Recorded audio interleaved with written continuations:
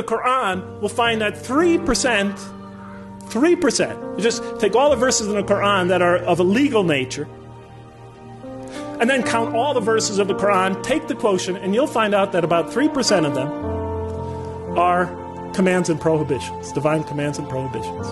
97% of the Quran teaches ethics, the relationship between God and man, the purpose of life, morality, other truths as well.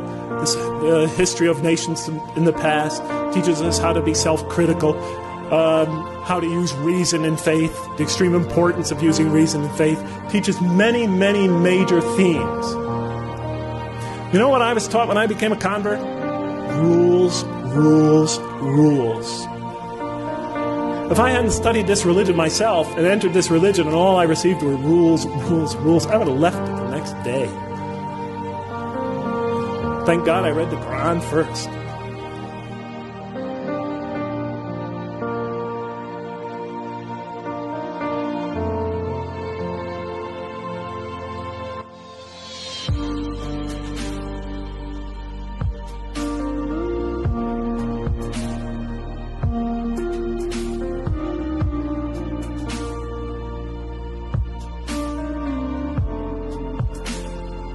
And the Quran is written in a very interesting style.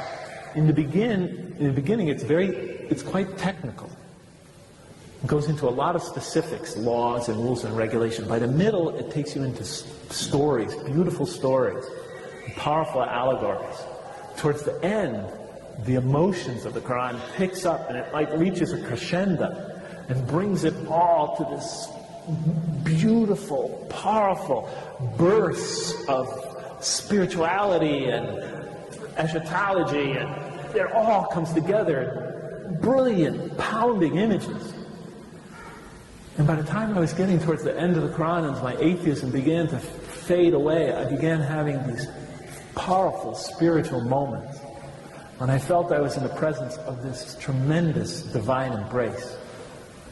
I remember reading the surah, وَالضُّحَى وَاللَّيْلِ إِذَا سَجَى مَا وَدَّعَكَ رَبُّكَ, you know. When I got to the end of that surah, I cried like a baby for 20 minutes. I didn't even believe in God. And it brought me to tears. And I would try to deny these experiences as I was having them. I would try to step on them. They just kept coming.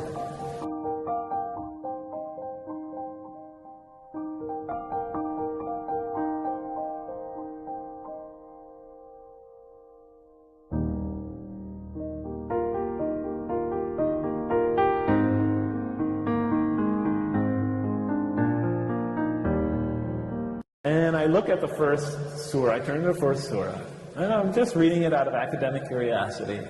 And it's obviously a hymn of praise to me. It's like a psalm for those of you who know the Bible. At least it starts that way. In the name of God, the merciful, the compassionate, all praise be to God, ruler of all worlds, master, king, or master of the day of judgment. Actually, the day of requital, the day of recompense, the day when counts are settled. To you alone, and then it goes on from there. And I'm reading it, and I'm thinking, oh, a hymn of praise, a psalm. Then I get to the end of it, and then as I get to the end of it, I realize, oh, the last few lines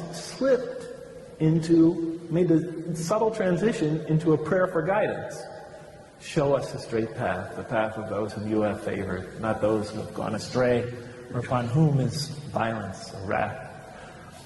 And I thought, what a clever author. He tricked me into making a prayer for guidance, a supplication for guidance.